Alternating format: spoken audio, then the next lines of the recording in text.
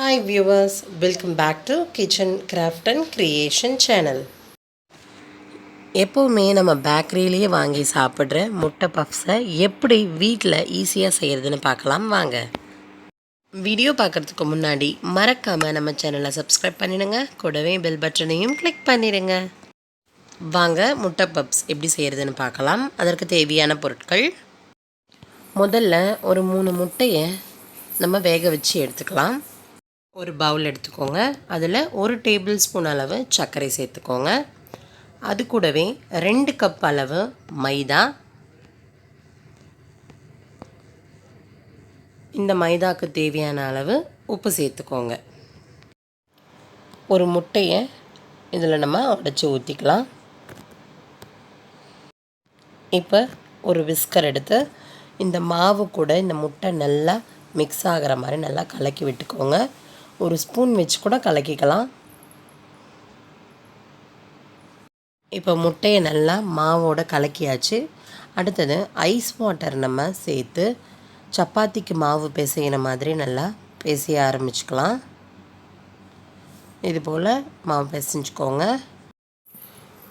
பாருங்கள், மாவு பிசைஞ்சாச்சு.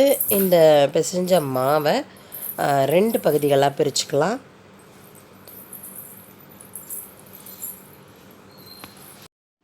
இப்போது நம்ம எடுத்து வச்சுருக்கிற மாவுலேருந்து பாதி அளவு எடுத்து திரட்ட ஆரம்பிக்கலாம். அதுக்கு முன்னாடி மைதா மாவை கொஞ்சம் அந்த இடத்துல தூவிக்கலாம்.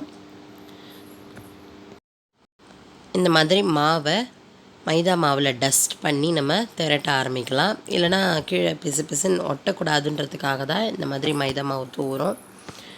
இந்த மைதா மாவுக்கு நல்லா எலாஸ்டிசிட்டி தன்மை இருக்குது. நல்லா நம்ம அழுத்தி திரட்டி விடணும். மாவை இது போல் நல்லா அகலமாக திரட்டிட்டு ஒரு 50 கிராம் அளவு வெண்ணெய் எடுத்துக்கோங்க. அந்த வெண்ணெயை இந்த மாவோட மேல் பகுதியில் எல்லா இடத்துலையும் அப்ளை பண்ணி விடுங்க.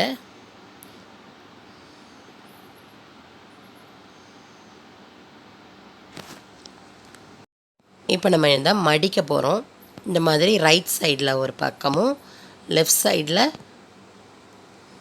ஒரு பக்கமும் மடிச்சுட்டு அதே போல் மடித்த பகுதிகள்லையும் நம்ம வெண்ணெய் தடவிக்கலாம். அதே போல் மேலேயும் இது போல் மடிச்சிடணும், கீழையும் மடிக்கணும்.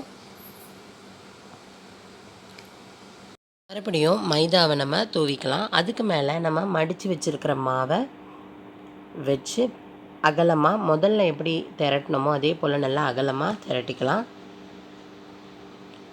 நல்லா அழுத்தி திரட்டி விடுங்க. அகலமாக திரட்டியாச்சு. அதுக்கு மேலே வெண்ணெயை தடவிக்கோங்க. இது 2வது முறை. வெண்ணெயை தடவி முதல்ல எப்படி மடித்தோமோ அதே போல் ரைட்டில் லெஃப்டில் மேலே கீழே மடிச்சுக்கோங்க.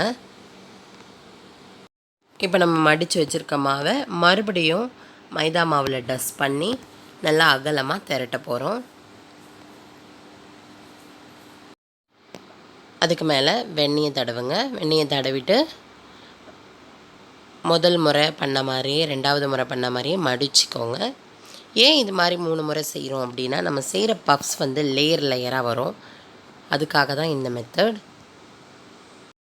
இப்போது நம்ம மடித்து வச்சுருக்கிற மாவை அப்படியே எடுத்து ஒரு பவுலில் வச்சு தட்டு போட்டு மூடி ஒரு 20 நிமிஷம் வச்சுருங்க. அதுக்குள்ளே நம்ம மசாலா ரெடி பண்ணலாம்.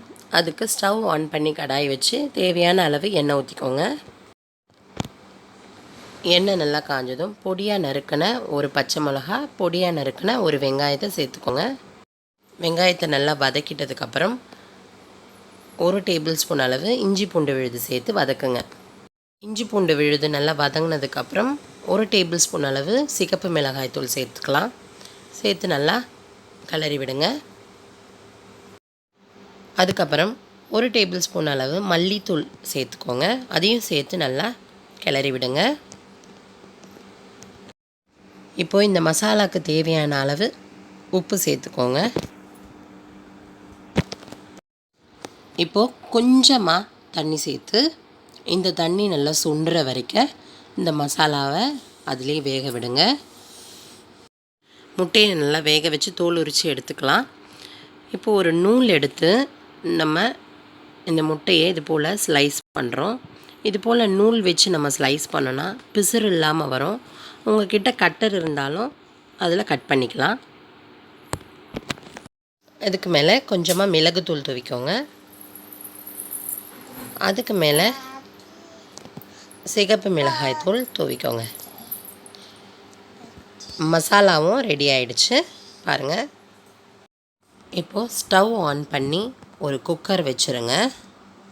அந்த குக்கரில் சால்ட்டு இல்லைன்னா மண் சேர்த்து நம்ம ஈவனாக அதை ஸ்ப்ரெட் பண்ணி விடலாம். ஒரு 10 நிமிஷம் இதை நல்லா சூடாக விடுங்க. நம்ம மடித்து வச்சுருக்கிற மாவை எடுத்து மறுபடியும் நல்லா திரட்ட ஆரம்பிக்கலாம். இது போல் நல்லா அகலமாக திரட்டிக்கோங்க. ஸ்கொயர் ஷேப்லேயும் இல்லை ரெக்டாங்கிள் ஷேப்லேயும் நல்லா பெருசாக நல்லா அகலமாக திரட்டி வச்சுருங்க. திரட்டி எடுத்துகிட்டு நல்லா மாவை அகலமாக திரட்டி எடுத்துகிட்டு இந்த ஓரங்களில் இருக்கிற மாவை நம்ம கட் பண்ணி எடுத்துடலாம். அப்போ தான் நமக்கு அழகாக சமமாக வரும். வெட்டி எடுத்துகிட்டு இந்த மாவை 4 பகுதியாக நம்ம வெட்டிடலாம். நம்ம வெட்டி வச்சுருக்கிற இந்த 4 பகுதி மாவில் நம்ம செஞ்சு வச்சுருக்கிற மசாலாவை ஒன்றுத்து மேலேயும் 1 ஸ்பூன் அளவு வச்சுக்கோங்க. அதுக்கு மேலே முட்டையை வச்சுருங்க. இது போல் திருப்பி தான் வைக்கணும். முட்டையை வச்சதுக்கப்புறம் இது போல் அழகாக மடித்து விடுங்க. மடித்து கொஞ்சம் ப்ரெஸ் பண்ணி விட்டிங்கன்னா ஒட்டிக்கும்.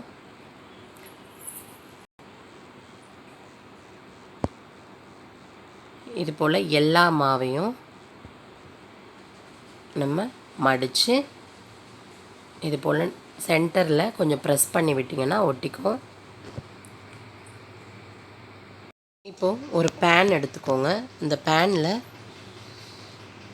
வெண்ணெய் தடவிக்கோங்க. நல்லா எல்லா இடத்துலையும் படுற மாதிரி வெண்ணெயை நல்லா தடவி விட்டுருங்க. இப்போ நம்ம மடித்து வச்சுருக்கிற மாவு மேலேயும் கொஞ்சம் வெண்ணெயை நம்ம தடவி விடலாம். இப்போ இந்த மடித்து வச்சுருக்கிற மாவை ஒன்றா எடுத்து இந்த பேனில் நம்ம வச்சுக்கலாம்.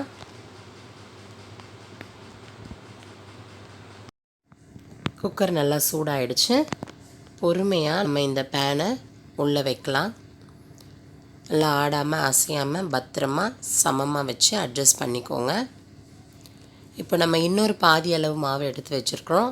அதையும் இதே போலவே நம்ம ரெடி பண்ணி வச்சுக்கலாம். இது வெந்து எடுத்ததுக்கப்புறம் அதையும் வேக வச்சு எடுத்துக்கலாம். இப்போ மூடி போட்டு மூடிடுங்க. விசில் கேஸ்கெட் போட வேண்டாம். 10 நிமிஷத்துக்கு ஐ ஃப்ளேமில் வேக வைங்க.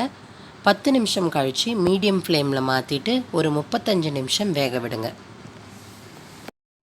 35 நிமிஷம் ஆயிருக்கு. இப்போ பாருங்கள் எப்படி நல்லா வெந்துட்டுருக்கு மசாலாலாம். 40 நிமிஷம் ஆயிடுச்சு. நம்ம வெளியில் எடுத்துடலாம். பொறுமையாக பத்திரமா எடுங்க. சூப்பரான முட்டை பப்ஸ் ரெடி. பாருங்கள் எவ்வளோ அழகாக வெந்திருக்கு லேயர் லேயராக. கண்டிப்பாக உங்கள் வீட்லேயும் நீங்கள் இதை ட்ரை பண்ணணும். ட்ரை பண்ணிவிட்டு எப்படி இருந்ததுன்னு மறக்காமல் கமெண்ட் பண்ணுங்கள். நம்ம சேனலை லைக் பண்ணுங்கள், ஷேர் பண்ணுங்கள். அடுத்து ஒரு சூப்பரான ரெசிபியோடு உங்களை சந்திக்கிற வரைக்கும் பாய்.